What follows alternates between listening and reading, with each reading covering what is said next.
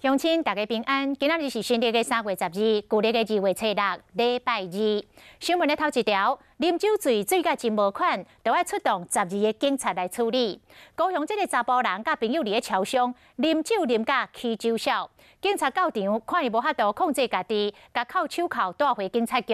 结果伫咧警察局是愈走精，胡言乱语，大细声嚷，实在无法度咯。22个警力的介护之下，甲强制送病院。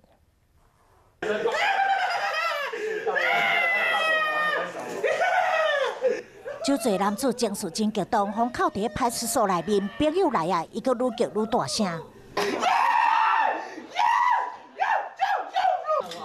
就惊会去伤到家己，嘛伤害别人，最后决定该送病院。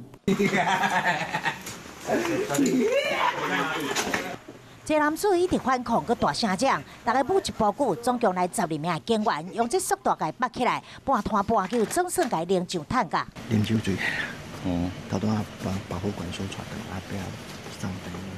高雄市这男子伫半暝啊，甲朋友伫桥上啉酒，啉到伤过醉啊，行为失控，大细声嚷，互民众拢惊到，警方只好甲伊带回进行保护管束。要提醒民众，若是啉酒醉伫公共场所闹代志，拢会被以违反社会法送办。